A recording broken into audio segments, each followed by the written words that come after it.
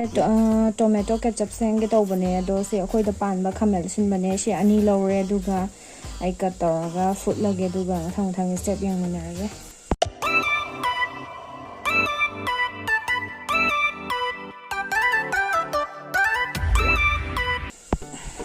paste kak palore adudi si cooker da hapchalage aduga setnaba tawrage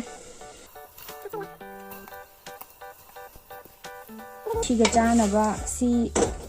gachanaba potato fry semnaba mu chatlasi si thangalambasi yam chamba chapone yam laina chamna angangi chapot sembe ay medium oiba alu ahum laujare si cut tawdoine duga fry tawdoine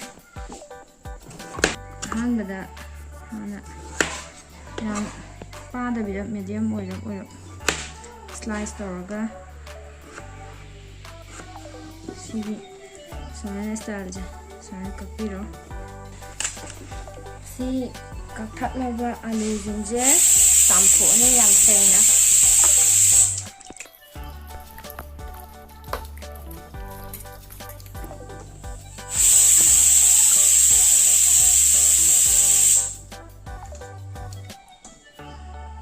Ngahakang ising jinje, kanghan biro.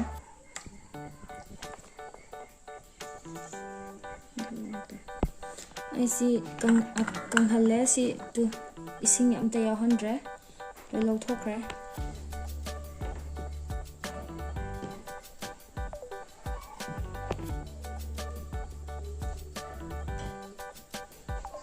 masala spoon nang hapsare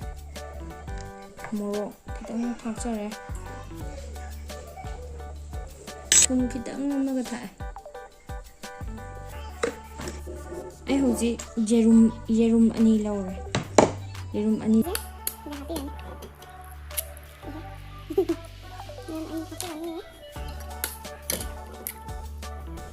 corn flour spoon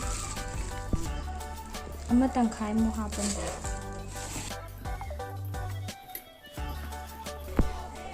fazana ba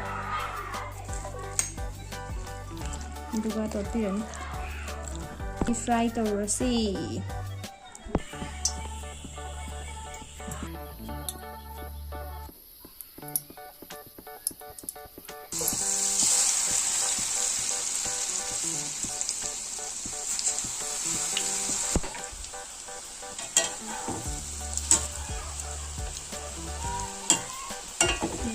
Kaya sa put kiba kamera sin bado sudere mulle amna lo thopirani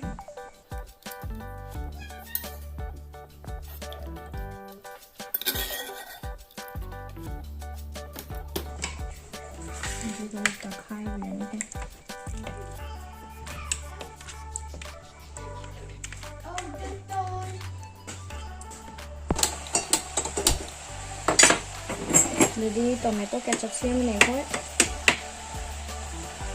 masalahnya simula itu yang tina crispy udah Tahu manda dah mau lain na hang cawya ba capok nih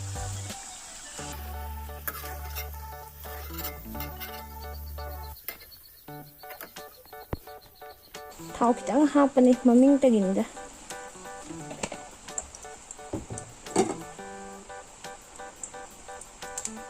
ini ngasai same giba tomato ko hapsan biryani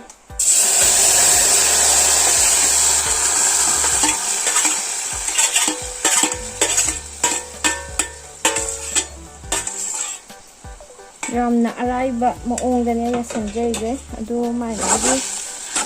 maong design lay adu ai gidi ram lai ba style dane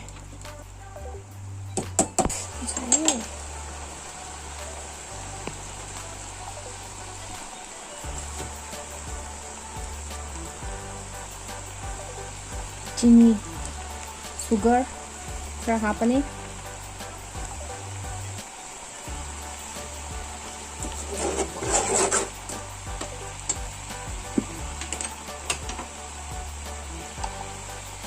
chili powder kita ang hapa nih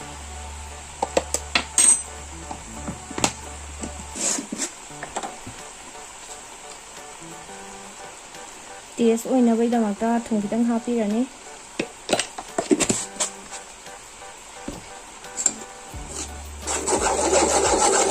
ꯑꯗꯨꯒ ꯑꯣꯠꯈꯥꯏꯕꯤꯔꯅꯤ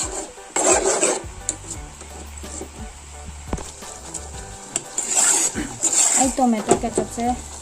ꯌꯥꯝ ꯍꯧꯔꯦ ꯌꯥꯔꯛꯑꯅꯤ ꯑꯗꯨꯗꯤ ꯂꯧꯊꯖꯔꯒꯦ ꯑꯩ ꯂꯣꯏꯔꯦ ꯑꯩꯅ ꯁꯦꯝꯖꯕꯗꯣ ꯁꯤꯅ potato fry ꯁꯤꯁꯤꯅ ꯑꯩꯅ ꯁꯦꯝꯖꯕꯗꯣ ꯀꯩꯅꯣ ꯇꯣꯃꯦꯇꯣ ꯀꯦꯆꯞ ꯑꯗꯨꯗꯤ ꯃꯌꯥꯝꯁꯨ ꯇ꯭ꯔꯥꯏ ꯇꯧꯕꯤꯌꯣ ꯁꯨꯃꯥꯏꯅ ꯌꯨꯝꯗ ꯌꯥꯝ ꯏꯖꯤ ꯑꯣꯏꯅ ꯌꯥꯝ ꯍꯥꯎꯕ ꯑꯆꯥꯄꯣꯠ ꯁꯦꯝꯃꯒ ꯆꯥꯕꯤꯌꯣ ꯃꯌꯥꯝꯁꯨ ꯇ꯭ꯔꯥꯏ ꯇꯧꯕꯤꯌꯣ ꯆꯥꯕꯤꯌꯣ ꯑꯦꯟꯖꯣꯏ ꯇꯧꯕꯤꯌꯣ ꯑꯗꯨꯗꯤ ꯑꯩꯒꯤ ꯚꯤꯗꯤꯑꯣꯁꯦ ꯁ꯭ꯋꯥꯏꯗ ꯂꯣꯏꯁꯤꯟꯖꯔꯒꯦ ꯕꯥꯏ